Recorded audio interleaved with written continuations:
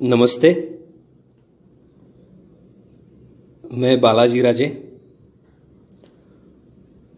परम पूज्य श्री गुरु जी के बौद्धिक वर्ग व्याख्यान का संकलन मैं साधारण स्वयंसेवक नामक पुस्तिका का ऑडियो संस्करण आपके सामने प्रस्तुत कर रहा हूं। प्रस्तावना। इस पुस्तक की प्रस्तावना माननीय वैद्य जी ने लिखी है। राष्ट्रीय स्वयंसेवक संघ के द्वितीय सरसंघ चालक श्री माधव सदाशिव गोलवलकर को हम सब परम पूजनीय श्री गुरु जी के नाम से जानते हैं। उनका यह एक बहुमूल्य बौद्धिक वर्ग व्याख्यान है। अनेक स्वयंसेवक अपना परिचय मैं एक साधारण स्वयंसेवक हूं इन शब्दों में करा देते हैं।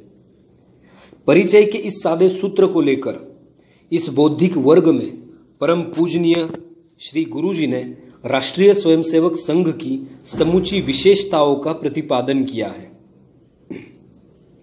परम पूज्य आद्य सरसंघ चालक डॉक्टर हेडगेवार जी के जीवन के प्रसंगों का निवेदन करते हुए श्री गुरु जी ने समाज में कैसे व्यवहार करे, शाखा कैसी चलाई जाए, शाखा के आसपास के लोगों से कैसे संबंध रखने चाहिए, चरित्र शुद्ध क्यों होना चाहिए, व्यवहार स्नेहार्द क्यों रहना चाहिए, आदि सभी बातें अत्यंत सुगम, सुलभ और सुसूत्र पद्धति से बताई है। संघ का सामान्य स्वयंसेवक जैसा कि वह कहता है सामान्य नहीं है, उसमें एक निराली असामान्यता है।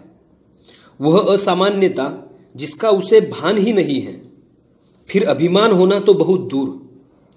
परंतु श्री गुरु जी कहते हैं सामान्य स्वयंसेवक होना प्रतिष्ठा की बात है।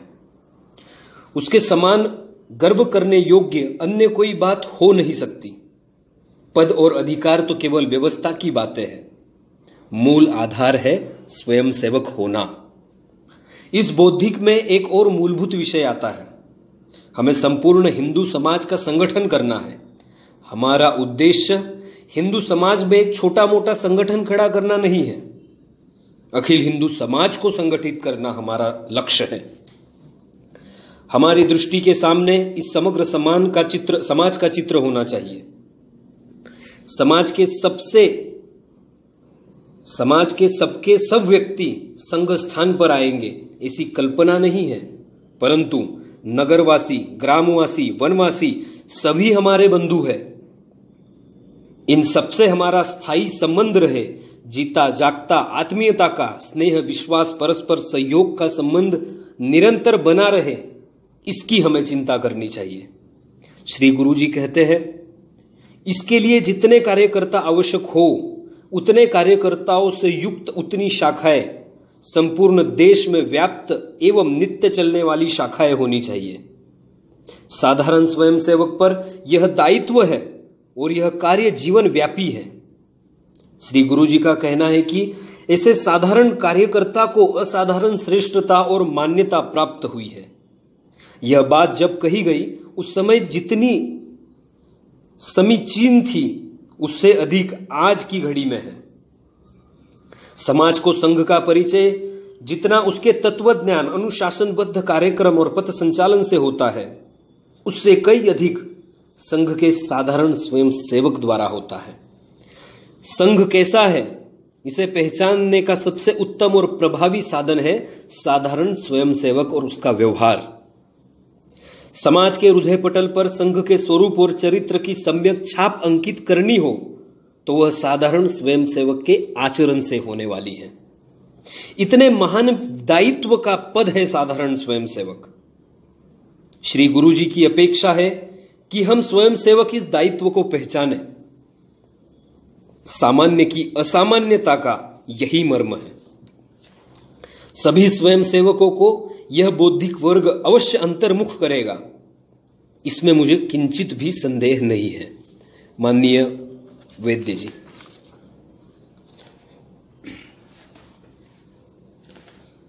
अब हम मुख्य विषय का आरंभ करते हैं। मैं साधारण स्वयंसेवक। यात्रा का एक अनुभव मुझे स्मरण आया। स्वयंसेवकों के साथ बातचीत में किसी से परिचय पूछा तो कतिपय स्वयंसेवक मैं एक साधारण स्वयंसेवक हूं अथवा सामान्य स्वयंसेवक हूं, ऐसा बताते हैं। अनेक बार ऐसा कहने का आशय होता है कि संघ कार्य का मुझ पर कोई दायित्व नहीं है। यदि कोई दायित्व है तो ऐसा आचरण करना कि जिससे अपने गटनायक, गण शिक्षक आदि को अपने पीछे विशेष प्रयास करने पड़े, अर्थात संघ शाखा में अनुपस्थित रहना, जिससे कि वे घर आए, पुकारे और इस प्रकार अपने गटनायक अथवा गण शिक्षक काम में सतर्क रहे, मानो यही अपना दायित्व है, ऐसा स्वर उसमें से निकलता है। प्रतिष्ठा की बात। अब यह जो साधारण स्वयंसेवक शब्द प्रयोग है वह तो अच्छा है, क्योंकि हम सभी साधारण स्वयंसेवक हैं। असाधारण किसमें है? अब लोग कहते हैं कि मेरा संघ में प्रमुख स्थान है, अंग्रेजी में चीफ ऑफ आरएसएस कहते हैं। तो मुझमें असाधारणता या असामान्यता कौन सी है? थोड़ी दाढ़ी बड़ी है। आप भी नित्य न दाढ़ी बनाए तो आपकी भी बढ़ेगी, उसमें असामान्यता क्या है? यहां पर भी कुछ ऐसे लोग हैं जो उस दिशा में प्रयत्नशील हैं, इसलिए उसमें कोई विशेषता नहीं है। मुझे बहुत पुराना स्मरण है, वो है अपने संघ का कार्य जिन्होंने आरंभ किया उनके बारे में। उन्होंने अपने सहयोगी कार्यकर्ता बंधुओं से आग्रहपूर्वक कहा, यह जो सर संघ चालक का काम है उसे करने के लिए किसी अन्य को तैयार करो, जिससे मैं उसे यह दायित्व सौंप कर एक साधारण स्वयंसेवक के रूप में खुलकर काम कर सकूंगा। साधारण स्वयंसेवक कैसा हो, इस संबंध में मेरी कुछ धारणा, इच्छा, अपेक्षा है। तदनुसार स्वयं चलकर अपने साथ साथ काम करने वालों के सामने एक उदाहरण प्रस्तुत किया जा सकेगा, अर्थात उनकी कल्पना साधारण स्वयंसेवक बनकर रहने की थी। परिस्थिति ने उन्हें वैसा रहने नहीं दिया, अतः संघ के प्रमुख के नाते उन्हें यह काम करना पड़ा। उन्होंने ऐसी इच्छा मन में क्यों की, ऐसी अपेक्षा क्यों रखी? एकमात्र कारण है कि अपने संगठन में साधारण स्वयंसेवक होना अत्यंत प्रतिष्ठा की बात है, अत्यधिक प्रतिष्ठा की। समय समय पर अपने देश में, समाज में घूमते हुए यदि कोई मुझे पूछे कि तुम्हारे जीवन में सर्वाधिक गर्व करने योग्य कौन सी बात तुम्हें लगती है, तो मैं कहना चाहूंगा कि मैं राष्ट्रीय स्वयंसेवक संघ का स्वयंसेवक हूं। इससे अधिक गर्व करने योग्य कोई बात नहीं है। हां, कुछ पढ़ लिया, कुछ उपाधियां मिली, कुछ लोगों को पढ़ाया भी, कहीं कहीं जाकर भाषण करता हूं, कुछ लोग आकर माला पहनाते हैं, कुछ साष्टांग दंडवत प्रणाम भी करते हैं। मेरे इस रूप और वेश के कारण मुझे अधिक लोग नमस्कार करते हैं, तो उसमें भी मुझे गौरव नहीं अनुभव होता। बड़े बड़े लोग मिलते हैं, बाहर के भी मिलते हैं, धार्मिक क्षेत्र के श्रेष्ठ साधु पुरुष मिलते हैं, हम लोगों पर उनकी कृपा है। राजनीति के क्षेत्र के मिलते हैं, शिक्षा क्षेत्र वाले मिलते हैं, विभिन्न समस्याएं सामने रखते हैं और कहते हैं कि हमें परामर्श दीजिए। ये सब बातें मन में एक प्रकार के अभिमान उत्पन्न करने वाली अवश्य है, परंतु मुझे कभी ऐसा नहीं लगा कि इस पर कोई गर्व किया जाए। गर्व करने की यदि कोई बात हो तो यही है कि ईश्वरीय संकेत और संयोग से मैं अपने संघ का स्वयं सेवक हूं। कार्य व्यवस्था। भावार्थ यह है कि स्वयं सेवक होने से बढ़कर गर्व और सम्मान की दूसरी बात हमारे लिए कोई नहीं। अब आप सोचोगे कि यदि ऐसा है तो अपने ये सब अधिकारी है, सरसंघ चालक से लेकर गटनायक तक, उनका क्या? वो तो अपने कार्य की व्यवस्था है, क्योंकि कोई भी संगठन व्यवस्था के बिना नहीं चल सकता और हमें भी संगठन चलाना है, अतः हमने वह व्यवस्था की है और प्रत्येक को एक एक दायित्व सौंपा है, अर्थात वह अब उस दायित्व का भार वहन करने वाला स्वयंसेवक है। परंतु उसे भी जीवन में सर्वाधिक महत्वपूर्ण यदि कोई बात माननी हो तो वो यह है कि व्यवस्था में आज मुझे भले ही कोई अधिकार दिया गया हो, मैं स्वयं सेवक हूं। यही एकमात्र गर्व की बात है। अतः सामान्यतः जब हम कहते हैं कि मैं एक साधारण स्वयं सेवक हूं, तब इस दायित्व का बोध हमें अपने हृदय में रखना चाहिए। यह दायित्व बहुत बड़ा है। समाज भी हमारी ओर देख रहा है और समाज हमें एक स्वयं सेवक के रूप में देखता है। समाज की हमसे बड़ी बड़ी अपेक्षाएं हैं और उन अपेक्षाओं को पूर्ण करते हुए हम उनसे भी अधिक अच्छे प्रमाणित हो, ऐसा भी हमें लगता है। शाखा कैसी हो? साधारणतया हमें किन बातों की ओर ध्यान देना चाहिए? सर्वप्रथम हम संघ शाखा के विषय में विचार करें कि हमारी शाखाएं कैसी होनी चाहिए। पहला, शाखा नित्य लगनी चाहिए। 2, वह निश्चित समय पर लगनी चाहिए। 3, शाखा में भिन्न भिन्न प्रकार के कार्यक्रम होने चाहिए। 4, सब स्वयं सेवकों में परस्पर मेल जोल, स्नेह, प्रेम और शुद्धता का वातावरण हो।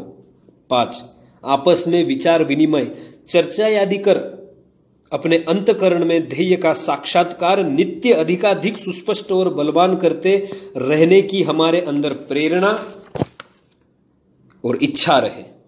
6, सामूहिक रूप से नित्य हम अपनी प्रार्थना का उच्चारण करें, गंभीरता से, श्रद्धा से, भाव समझ कर करें।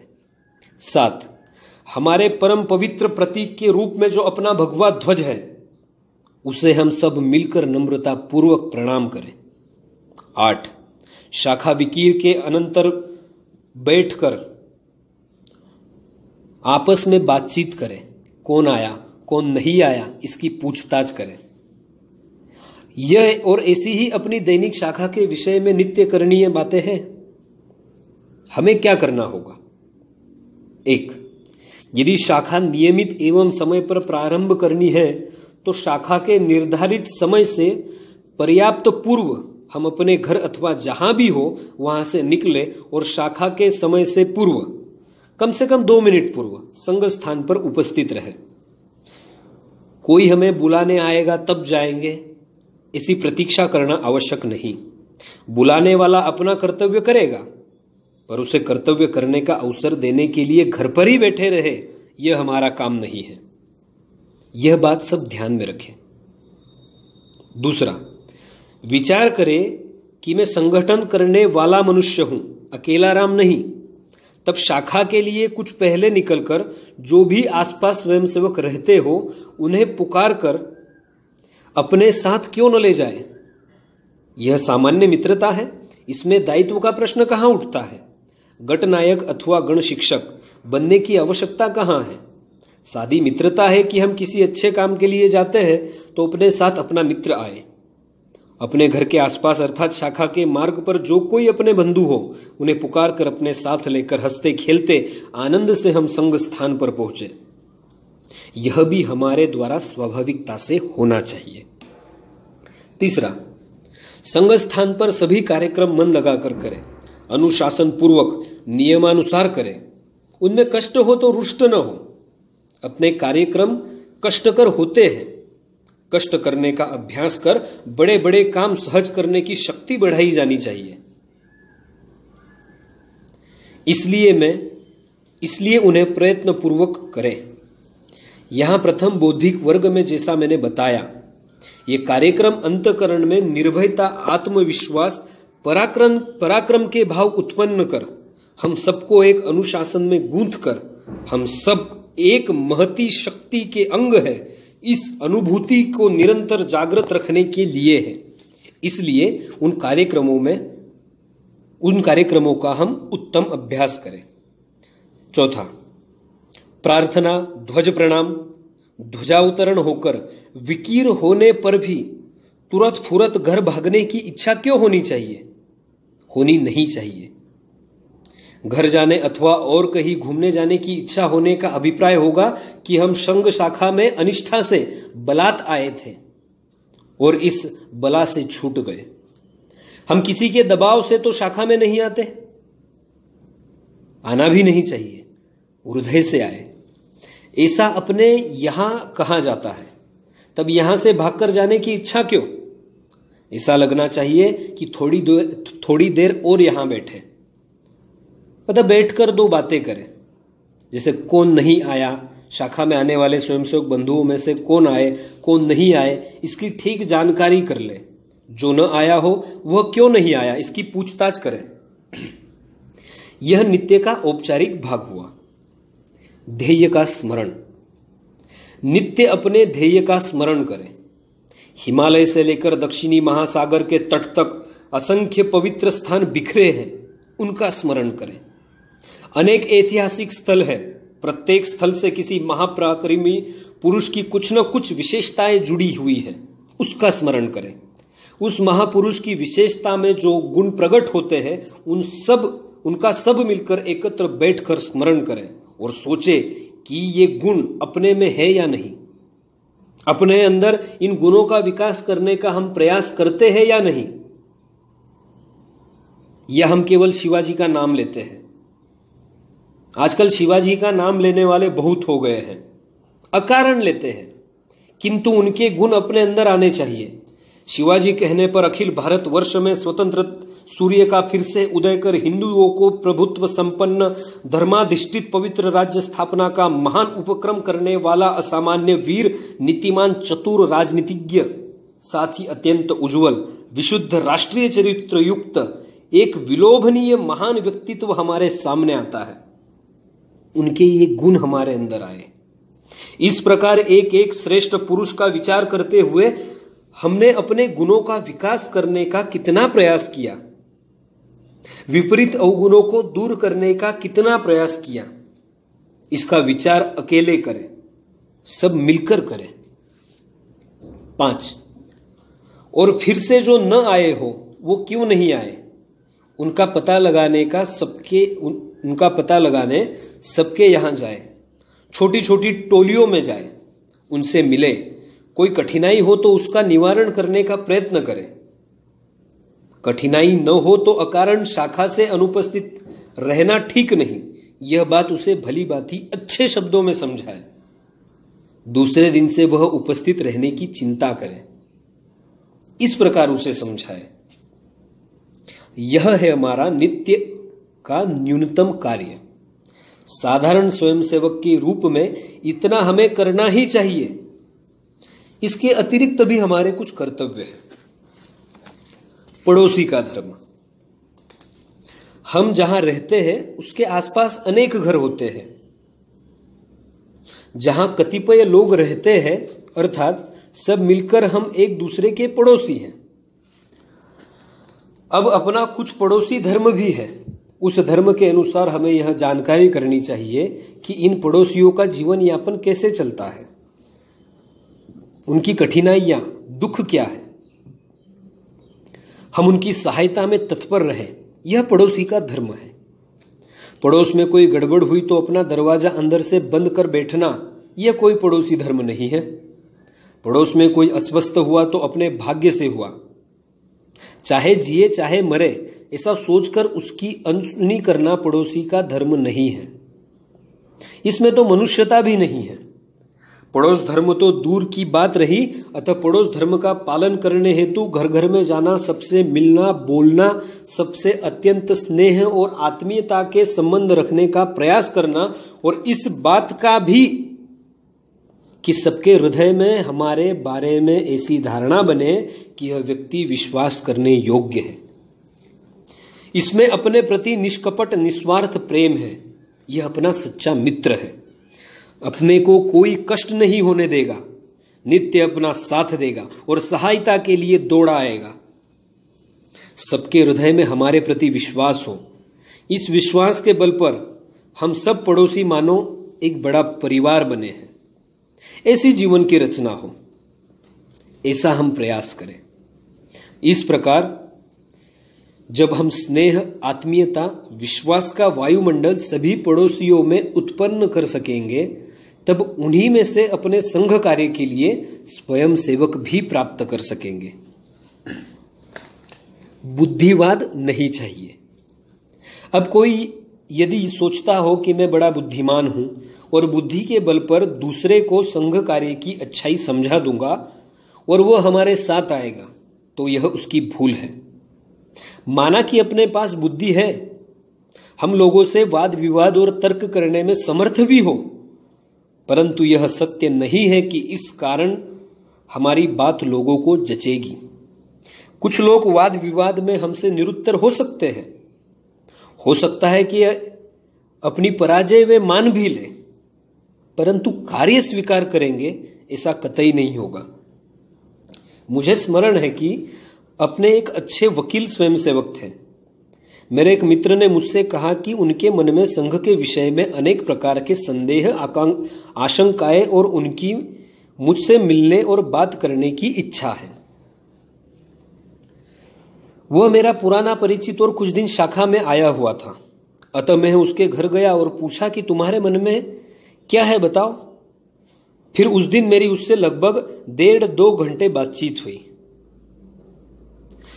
अब इतना बोलने के लिए अवसर नहीं मिलता, परंतु उस समय संघ का कार्य इतना बड़ा नहीं था और आजकल जो अनेक झंझटें उपस्थित हुई है वे भी नहीं थी, इसलिए मुझे समय मिल गया। 2 घंटों में उसके जो भी संदेह और आशंकाएं थी उन सब का समाधान करने का मैंने प्रयास किया। प्रत्येक बार वह कहता, यह ठीक है पर गुरुजी,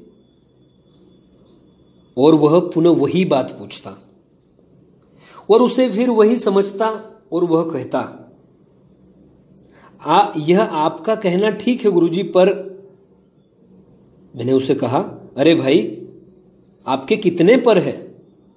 मैं एक एक पर उखाड़ता जाता हूं, एक एक नया पर उग जाता है, क्या बात है? अर्थात उसे समझाना संभव नहीं हुआ। बुद्धि से उसकी आशंकाओं का समाधान हो गया, परंतु संघ कार्य हम कर सकेंगे ऐसा उसे जचे यह नहीं हुआ। इसका अर्थ अपने में बुद्धि नहीं ऐसा प्रमाणित नहीं होता, किंतु बुद्धि की अपनी सीमाएं हैं, उनके आगे वह जा ही नहीं सकती। हम क्या करें? फिर लोग हमारी बात कैसे मानते और ग्रहण करते हैं? उसके कुछ कारण हैं। पहला, कुछ लोग ऐसे हैं कि मानो परमात्मा ने उन्हें संघ कार्य के लिए ही नियोजित कर रखा है। यदि किसी ने उनके पास जाकर शाखा पर चलने अथवा संघ का कार्य करने की बात कही, तो कहीं उनके पूर्व जन्म के संस्कार तुरंत जागृत होते हैं और वे हमारे साथ सहयोगी बन खड़े हो जाते हैं। उन्हें कुछ समझाना नहीं पड़ता। ऐसे बहुत लोग हैं, यह एक कारण हो सकता है। दूसरा, कुछ लोग स्वयं सोच विचार कर, देश की परिस्थिति यदि देखकर विवेक पूर्वक संघ कार्य के अतिरिक्त गत्यंतर नहीं ऐसा सोचकर कर्तव्य बुद्धि से कार्य करने हेतु आगे आते हैं। और तीसरा, कुछ लोग स्नेह के, मित्रों के भूखे रहते हैं। संघ में यह भूख पूर्ण होती है, इसलिए वे आते हैं। स्वार्थ नहीं चाहिए। कभी कोई स्वार्थ के कारण भी आता है। एक आए थे हमारे यहां, वकील थे, शाखा में दिखे मुझे। मैं भी उनके साथ बहाना बना रहा था वकील होने का। तो मैंने उनसे कहा, कहिए आज आप शाखा में दिख रहे हैं? वे बोले, जी हां, मुझे ऐसा लगने लगा है कि शाखा में जाना चाहिए। मैंने पूछा, क्यों लगने लगा है? वो बोले, कुछ नहीं, संघ का कार्य अच्छा है। मैंने सोचा कि इतना एकाएक इसे कैसे लगा? कुछ न कुछ दाल में काला है। इसके मन में क्या है पता लगाना चाहिए। यद्यपि वे वकील के नाते मुझसे पुराने थे, फिर भी सोचा कि गहराई में जाकर पता लगाए। इसलिए मैंने इधर उधर के बहुत से प्रश्न किए। समझ में आया कि नागपुर में वकील स्वयंसेवकों के लिए एक योजना बनी थी। उन्हें नागपुर तहसील और जिले में संघ शाखा प्रारंभ करने का काम सौंपा गया था। सप्ताह में शनिवार जाना और वहां का वहां क्या काम किया इसका वृत्त निवेदन अगले मंगलवार रात्रि की बैठक में कर अगले सप्ताह के संबंध में योजना बनाना। इन्हें इस बात का पता लगा। इनके ध्यान में आया कि इससे कुछ वकील का जिले भर में परिचय होगा। जिला केंद्र पर न्यायालय विषयक कुछ न कुछ काम निकलता ही है, तो ये परिचित लोग उसी वकील के पास जाएंगे। हम भी इनमें घुस जाए तो अपने पास भी लोग आएंगे, धंधा बढ़ेगा। इस व्यावसायिक स्वार्थ के कारण वह आया। मैंने कहा था ना कि कोई स्वार्थ से भी आता है। वह स्वार्थ से आया था। मैंने उससे बातचीत में सब निकाल लिया। उसने कहा, जिले के सब लोग काम के लिए नागपुर आते हैं। यदि मेरा उनसे परिचय बढ़ा तो मेरे पास आएंगे और मेरा काम अच्छा चलेगा। मैंने उसे कहा, आपने अधूरा विचार किया। वह बोला, अधूरा विचार कैसे? मैंने कहा, आप स्वयं सेवक मित्र हैं, इसलिए अपनत्व के कारण वे आपकी ओर आकर्षित होकर आपके पास काम लेकर तो आएंगे, पर अपने होने के कारण वे आपको शुल्क नहीं देंगे। यह सुनकर उसे धक्का सा लगा। बोले, सचमुच ऐसा होता है क्या? मैंने कहा, मेरा ही उदाहरण देख लीजिए ना। मेरा उदाहरण देखो कहने पर उन्हें तुरंत जच गया कि यहां कुछ मिलने वाला नहीं है। दूसरे दिन से ही उनका शाखा आना बंद हो गया। बहस नहीं चाहिए। तो ऐसे अनेक कारणों से लोग शाखा में आते हैं, परंतु हमने किसी से वाद विवाद किया और बहस में उसे हराया और इसलिए अपनी पराजय स्वीकार कर उसने अच्छी बात है आऊंगा शाखा में कहा और आने लगा, ऐसा कभी नहीं मिलेगा। यदि हमने केवल बुद्धि का प्रयोग किया, हम दूसरे से अधिक बुद्धिमान हैं ऐसा दर्शाया, तो किसे अच्छा लगेगा? यह मुझसे ज्यादा बुद्धिमान है, मुझ में बुद्धि कम है, ऐसा मान्य करना किसे अच्छा लगेगा? किसी को नहीं। उसे लगेगा यह मेरा अपमान है और इसलिए वह हमसे दूर रहेगा, कन्नी काटेगा। मेरा यही अनुभव है। मेरा एक मित्र था, विषय भिन्न थे किंतु हम एक ही कक्षा में थे। उसे बहस करने में बड़ा आनंद आता था, बहुत पढ़ा था, बहुत अध्ययन था, इसलिए वाद विवाद का उत्साह भी था और हम बहस किया करते थे। 2-4 बार ऐसा हुआ कि बहस में उसकी हंसी हुई और मित्र मंडली उसे कहने लगी, तुम बड़े विद्वान बने फिरते हो, फिर यहां क्यों बोलती बंद हो जाती है तुम्हारी? अपने उपहास को देखकर मुझसे मिलने से कतराने लगा। सामने आता दिखा तो पास की किसी गली में खिसक जाता। 2-4 बार मैंने यह देखा। एक दिन ऐसे ही गली में घुसते हुए देखकर मैंने दौड़कर उसे पकड़ लिया और कहा, कहां भागे जा रहे हो? वह बोला, मैं आपसे नहीं बोलता क्योंकि आप सबके सामने मेरी हंसी उड़ाते हो। अपनी हंसी कराने और अपमान करवाने के लिए कौन आपसे बात करे? मैंने कहा, अरे तुमको ही तो वाद विवाद करने का व्यसन है, मुझे कतई व्यसन नहीं। तुम्हारा व्यसन पूरा करने के लिए मेरी इच्छा न होते हुए भी मैं बहस करता हूं। अब उस बहस में तुम घपले में पड़ जाते हो, हंसी उड़ती है, तो मैं क्या करूं? कोई बात नहीं, अब हम निश्चय कर ले कि हम बहस नहीं करेंगे, ठीक है? अरे वाद विवाद के व्यसन के लिए क्या हम अपनी मित्रता छोड़ दें? मित्रता महत्व की है या मित्रता महत्व की है, वाद विवाद नहीं। इस प्रकार उसे समझाकर तब से उसके साथ वाद विवाद करना छोड़ दिया। परंतु उसी दिन मन में गांठ बांध ली कि वाद विवाद से मनुष्य हमसे टूटता है, दूर जाता है, पास नहीं आता। शुद्ध प्रेम ही आधार। वाद विवाद में बुद्धि का उपयोग अवश्य होता है, किंतु इस प्रकार किया तो वह उपकारी नहीं, प्रत्युत अपकारी होता है, फिर सब लोग पास कैसे आएंगे? हम उन्हें संघ का कार्य समझा सके, ऐसी स्थिति कैसे उत्पन्न होती है? उसके लिए प्रथम हम दोनों अर्थात हम और जिसे हमें समझाना है उसके बीच अंतःकरण की एकात्मता स्थापित होनी चाहिए। वह और हम दो शरीर किंतु एक आत्मा, ऐसी अभिन्न हृदय मित्रता की स्थिति उत्पन्न होनी चाहिए। यह स्थिति उत्पन्न होने पर हमारे हृदय की ध्येय निष्ठा उसके हृदय में प्रविष्ट होगी और ऐसे विशुद्ध प्रेम के आधार पर ही एक एक मनुष्य को हम अपना कर उसमें अपने ध्येय की उपासना, भक्ति करने की इच्छा जागृत कर उसे अपना सहयोगी बना सकते हैं। उसके लिए हमें अत्यंत विवेक पूर्वक अपना चरित्र बनाना होगा। पड़ोसी से उत्तम व्यवहार, उसके जीवन में भली भांति समरस होकर, उसका सुख दुख समझकर, सुख की वृद्धि और दुख का निवारण करने हेतु चाहे जो कष्ट करने के लिए नित्य सिद्ध रहकर सबको अपनाने का प्रयास करना चाहिए।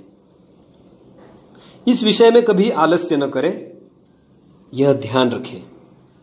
इसी का दूसरा स्वरूप है कि केवल पड़ोसी ही नहीं, अपितु हम जहां भी काम करें वहां जो भी हमारे संपर्क में आए, चाहे हमारी सहपाठी छात्र हो अथवा हम कहीं सेवारत हो, तो हमारे समान अन्य छोटे बड़े जो कर्मचारी हो, उनके अथवा उद्योग व्यवसाय में संबंध में आने वाले विविध श्रेणी के लोगों के साथ हमारा ऐसा व्यवहार हो कि सबके अंतःकरण में हमारे विषय में श्रद्धा, आदर, आत्मीयता उत्पन्न हो और हम सब अंतःकरण से एक रस हो जाए।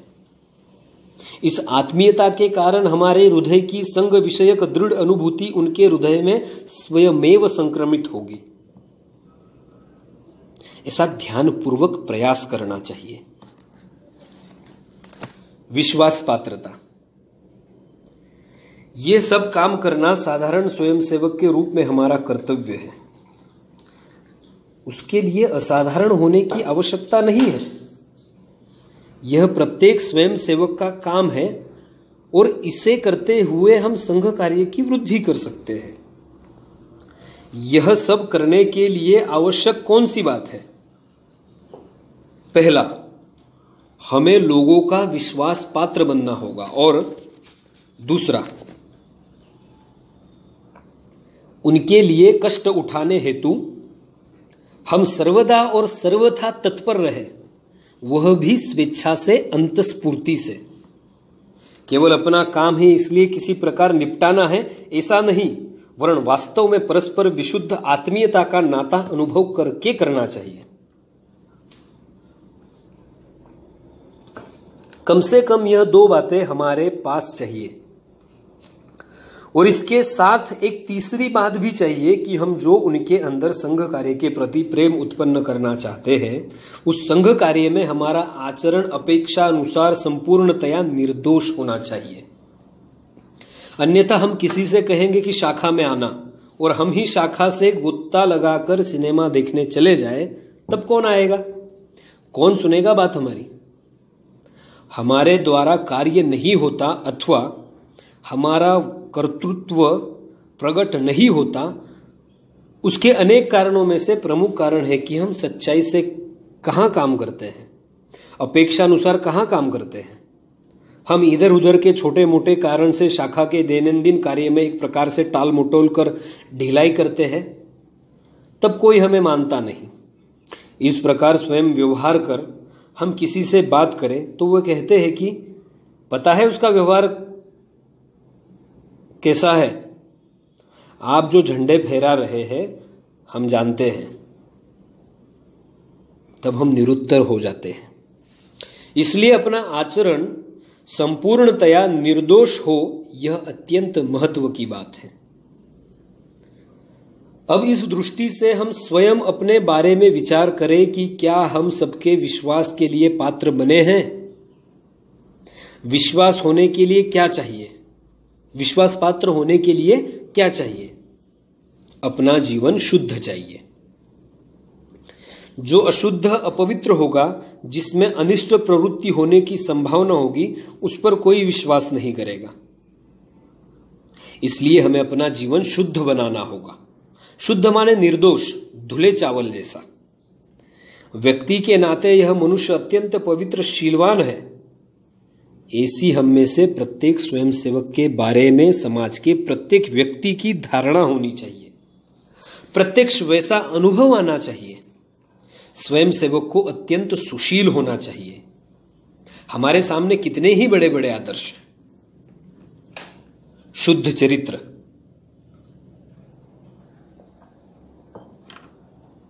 हमारे संघ कार्य का जिन्होंने निर्माण किया, उनका आदर्श हमारे सामने है। वे अत्यंत विमल चरित्र के थे।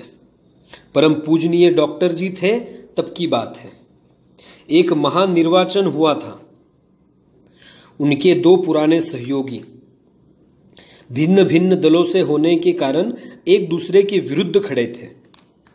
उनमें से एक के साथ अपने डॉक्टर जी का आत्मीयता का संबंध था, अतः अपने इस सहयोगी के लिए प्रयास करना अपना कर्तव्य समझकर डॉक्टर जी थोड़ा बहुत प्रयास कर रहे थे। दूसरे जो सहयोगी थे बड़े प्रभावी वक्ता थे, गरज कर बोलते थे। हजारों लोग उनका भाषण सुनने आते थे, क्योंकि गिन गिन कर चुनी हुई गलतियां देने में वो मंजे हुए खिलाड़ी थे। आजकल लोग गालियां सुनने के अभ्यस्त होने के कारण उन्हें गाली विहीन भाषण अच्छा नहीं लगता, इसलिए हजारों लोग उनका भाषण सुनने आते। फिर वहां अपने प्रतिस्पर्धी और उनके सहायकों समर्थकों के निजी जीवन की बातें और दोष खोद खोद कर उभाड़ कर उनका भांडाफोड़ करना और प्रत्येक की ऐसी दुर्दशा बना देना कि वह सार्वजनिक सभा में बोलने, लोगों के सामने खड़े होने का साहस न कर सके, इस काम में वे सिद्धहस्त थे। अपने भाषण में उन्होंने यह भी कहा कि मेरा प्रतिपक्षी नगर में कहीं सभा कर नहीं सकेगा, इसी स्थिति में निर्मित कर दूंगा। उन्होंने ऐसा किया भी। डॉक्टर जी के मित्र को भी सभा करने की इच्छा हुई। डॉक्टर जी ने कहा, करो। सभा हुई। सभा उखाड़ने के लिए लोग कमर कस कर आए। अपने डॉक्टर जी वहां कुर्सी पर बैठे थे। उनका भव्य शरीर देखकर गड़बड़ करने की किसी की हिम्मत नहीं हुई। यहां कुछ गड़बड़ की तो नानी याद आ जाएगी।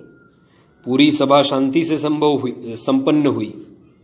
बाद में वह प्रतिस्पर्धी बोले, क्या बताऊं, मेरे प्रतिपक्षी के सभी सहायकों की कलई खोलकर उनके मुंह मैंने बंद कर दिए हैं। अब यह जिसके आधार पर खड़ा है उसके विरुद्ध बोलने के लिए मेरे पास एक शब्द नहीं है। अर्थात डॉक्टर जी के विरुद्ध कौन क्या बोले। अंतर्बाह्य निर्मल उज्जवल चरित्र, क्या दोष दे, किस बात का भांडा फोड़ करे। क्या करते वे कहने लगे, क्या करूं, इनके विरुद्ध बोलना संभव नहीं, और इस अकेले के बल पर मेरा प्रतिस्पर्धी गरज रहा है। यह हमारे सामने आदर्श है। लोगों के मन में डॉक्टर जी के प्रति कितना विश्वास था, इसके कई उदाहरण हैं। डॉक्टर जी के एक मित्र को एक बार पैसे की आवश्यकता हुई, तो वह आया डॉक्टर जी के पास। आश्चर्य की बात, डॉक्टर जी के पास पैसे कहां से आते। किसी ने मुझे बताया कि वे नागपुर में डॉक्टरी का व्यवसाय करते थे, पर मैंने तो उन्हें व्यवसाय करते कभी नहीं देखा। वे 2 औषध अवश्य साथ रखते थे, क्विनाइन की गोलियां और लिनीमेंट आयोडीन। किसी को खेलने में चोट लग गई तो आयोडीन का फाहा लगा देते, और यदि किसी को ज्वर जुकाम हो तो क्विनाइन की गोली खाने को देते। स्वयंसेवक को देते, धंधा नहीं करते थे। अब उनके पास पैसा कहां से होगा, पर मित्र को विश्वास था कि डॉक्टर जी कुछ ना कुछ व्यवस्था करेंगे, इसलिए आया मांगने। डॉक्टर जी ने उनको बिठाया और कहा कि मैं ला देता हूं। निकट के कुछ धनी मित्रों के पास गए, किंतु संयोग से कोई घर नहीं मिला। तब तांगे में बैठकर कुछ दूर रहने वाले मित्र कांग्रेस के एक नेता बैरिस्टर अभ्यंकर के यहां पहुंचे। वो अपने एक सहयोगी के साथ गपशप कर रहे थे। इन्हें देखते ही आइए आइए डॉक्टर हेडगेवार, इधर कैसे रास्ता भूले, इस प्रकार के हंसी के स्वर में बोले, क्योंकि वैसे ही आत्मीयता के संबंध थे। डॉक्टर जी ने कहा, इस समय मेरे पास आमोद प्रमोद के लिए समय नहीं है, कुछ निजी काम है। वो समझ गए कुछ गंभीर बात है, तुरंत अंदर ले गए। डॉक्टर जी ने कहा, अभी 500 रुपए चाहिए। वे बोले, क्यों? आपके उधर के सब मित्र क्या मर गए? डॉक्टर जी ने कहा, ये बातें बाद में करेंगे, पैसे देंगे या नहीं बताइए। देना हो तो तुरंत निकालो, नहीं तो वैसा कहो मैं और कहीं जाऊंगा। बैरिस्टर बोले, गुस्सा मत करो भाई, आप आए और कहे 500 रुपए चाहिए और मैं न दूं, क्या करना ऐसी संपत्ति का? तत्काल उन्होंने 500 रुपए निकाल कर दिए। डॉक्टर जी बोले, प्रॉमिसरी नोट लिखे देता हूं। बैरिस्टर अभ्यंकर बोले, अभी मेरा मस्तिष्क ठिकाने पर है, लोगों को पता लगेगा कि मैंने डॉक्टर हेडगेवार से प्रॉमिसरी नोट लिखवाया तो मेरे मुंह पर थूकेंगे, कहेंगे यह अभ्यंकर पागल हो गया है, डॉक्टर हेडगेवार से प्रॉमिसरी लिखवाता है। आप ये ले जाइए, हो सके तो वापस कीजिए या मत कीजिए, पर मैं आपसे प्रॉमिसरी नोट नहीं लूंगा। हमारे विषय में कोई ऐसा कहेगा? कहना चाहिए। ऐसा विश्वास हमारे बारे में भी लोगों में निर्मित हो, ऐसी शुद्धता हमारे अंदर हो। सब बातों में नितांत निर्मल, अर्थात जो दो बातें चरित्र का नाश करती हैं, काम और कांचन, उनका अपने मन पर आघात न होगा, इस सीमा तक हमारा अंतकरण शुद्ध निर्लिप्त बने। इसका बुद्धिपूर्वक प्रयास करना चाहिए। कर सकते हैं, कठिन नहीं है, असंभव तो कदापि नहीं। तभी हम विश्वसनीय बनेंगे। फिर किसी के घर जाने आने पर उसे कभी नहीं लगेगा कि यह क्यों आया। प्रत्येक घर के दरवाजे हमारे लिए मानो 24 घंटे खुले हैं, ऐसी स्थिति होगी। इस प्रकार स्वयं शुद्ध चरित्र बनकर विश्वास पात्र बने और सबके लिए कष्ट उठाने की सिद्धता हो। कष्ट करना, बुद्धिपूर्वक कष्ट करना, माने सबका हर कामी, बिना मूल्य का नौकर बनना नहीं।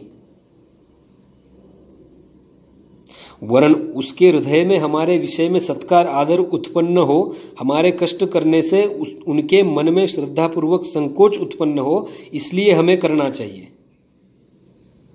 इसी के साथ यदि हमारा संघ दृष्टिया व्यवहार ठीक रहा तो हमारे अंतकरण की संघ निष्ठा और विचार ग्रहण कर लोग हमारे साथ संघ कार्य में खड़े होंगे। कार्य वृद्धि का अर्थ, इन बातों को हम अपने को साधारण स्वयंसेवक समझकर अपने जीवन में लाए। ये सब कर्तव्य समझकर हमें करने चाहिए। इनसे क्या लाभ है? यह सब काम सहज हंसते खेलते बिना परिश्रम होने वाले काम नहीं है। इसके उनके लिए बहुत परिश्रम करना होगा। मन में प्रश्न उठता है, यह सब किस लिए? कोई कहेगा संघ कार्य बढ़ाने के लिए, कोई सोचेगा कार्य बढ़ाना माने क्या? बहुत हुआ है, संघ चल रहा है, कभी समाचार पत्र में नाम आता है, कभी लोग विरोध में बोलते हैं, बोलना पड़ता है। वे क्या करें? तो सब हो गया, अब पर्याप्त हो गया, और कितना बढ़ाना है? हम विचार करें, क्यों बढ़ाना? हमने क्या लक्ष्य सामने रखा है? हिंदू समाज में एक छोटा सा संगठन बनना हमारा लक्ष्य नहीं है। अखिल हिंदू समाज को संगठित करने का लक्ष्य रखा है।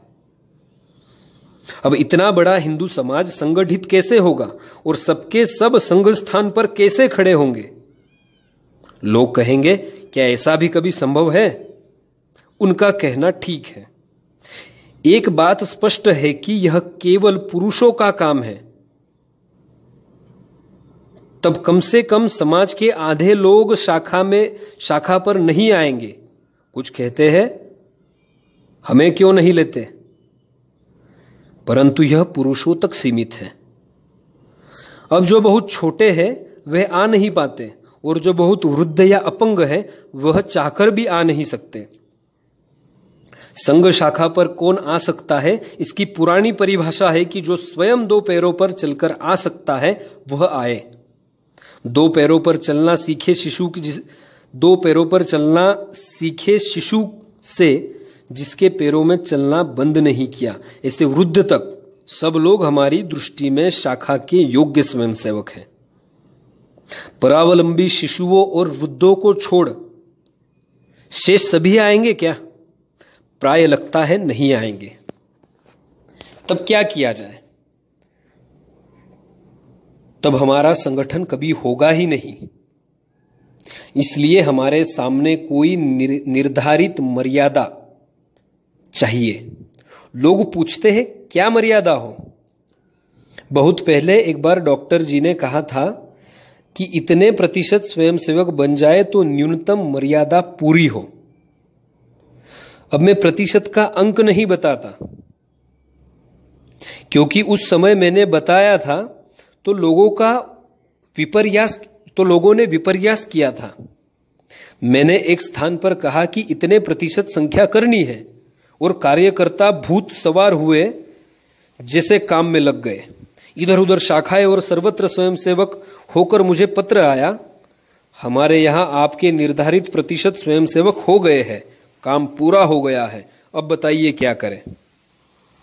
मैंने विनोद में उन्हें पत्र लिखा कि सत्यनारायण की एक कथा करो, सबको प्रसाद खिलाओ और संघ बंद करो। और क्या कहता?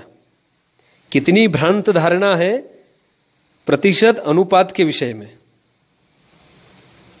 अतः ऐसा कुछ न बोले जिससे विपर्यास हो। तब क्या कहा जाए? समूचे समाज के लिए हमने साधारण स्वयंसेवक के कर्तव्य के बारे में जो सोचा, उसमें अपने संपूर्ण समाज से आत्मीयता का स्नेह बंधन स्थापित करने की बात कही। केवल अपने नगर में, अपनी शाखा के परिसर में ही नहीं, अपितु हमें यह संबंध समग्र हिंदू समाज के साथ स्थापित करना है। नगरवासी, ग्रामवासी, दुर्गम वनों, अरण्यों, गिरिकंदरों के निवासी सभी अपने बंधु हैं। उन सबसे अपना नित्य जीवन संबंध रहे, आत्मीयता का संबंध रहे, मेलजोल, विश्वास और सहकार्य का संबंध रहे। इसके लिए जितने कार्यकर्ता आवश्यक है, उतनों से युक्त उतनी शाखाएं, और वे भी पूरे देश में फैली हुई नित्य नियमित चलने वाली शाखाएं हमें चाहिए। विचार कीजिए, यह बहुत बड़ा काम है और उसे हमें करना है। उससे कम किसी काम से हमें संतोष नहीं होगा। अतः अपने अपने कार्य की कम से कम सीमा तक तो कार्य वृद्धि करनी है और सीमा तक पहुंचने के अनंतर उसे कम नहीं होने देना है।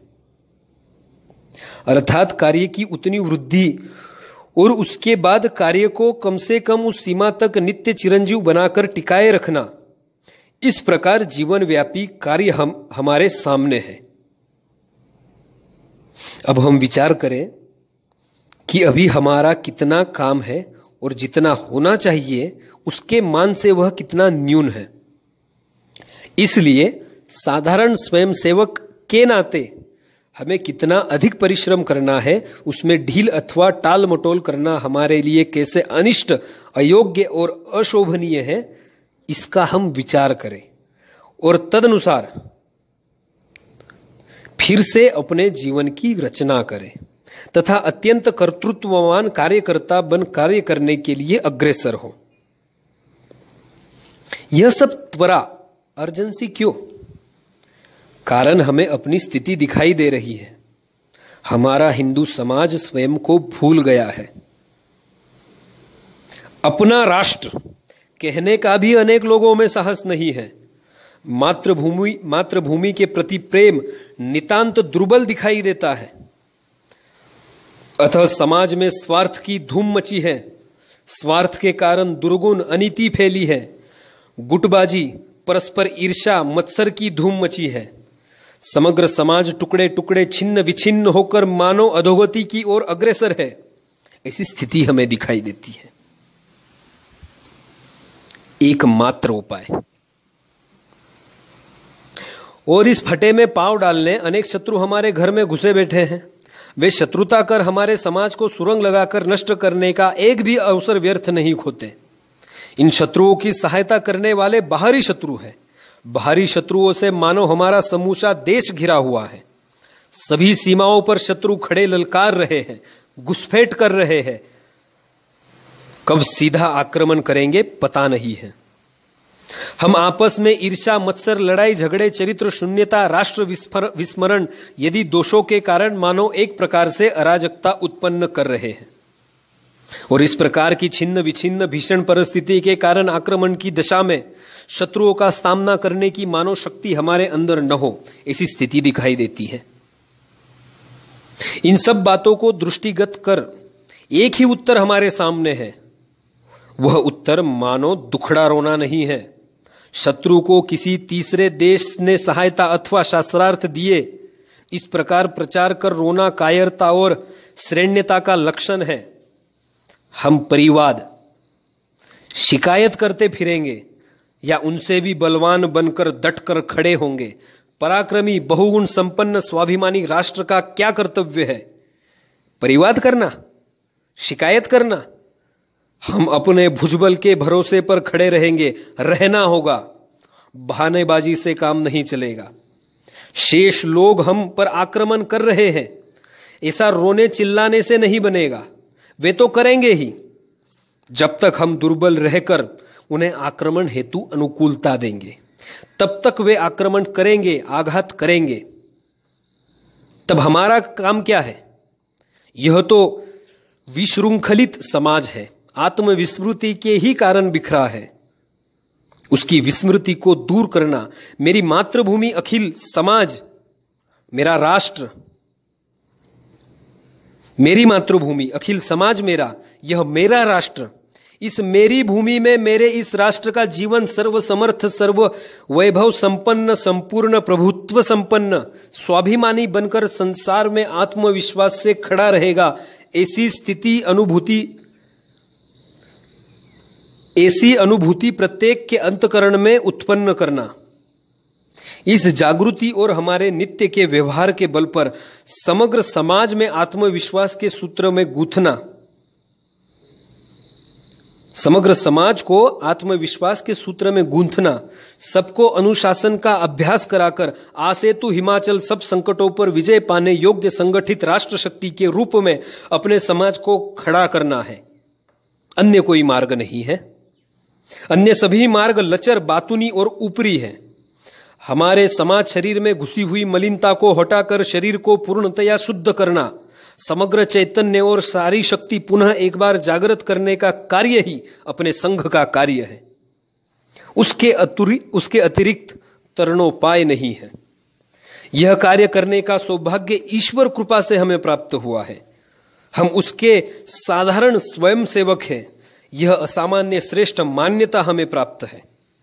यह अनुभूति मन में रखकर हम अपने कार्य में लग जाएं। प्रत्येक की समग्र शक्ति, बुद्धि और समय कार्य में समर्पित कर अल्प कालावधि में हमारे लिए अपेक्षित संघ कार्य की अत्यंत विस्तृत अवस्था प्राप्त कर लेनी होगी। यह हमारा कर्तव्य है। सभी इसे ध्यान में रखें और तदर्थ अपने इस कार्य, इस वर्ग, संघ शिक्षा वर्ग से अधिकाधिक योग्य बनकर जाए। यही सब बंधुओं से इस समय मेरी प्रार्थना है। धन्यवाद।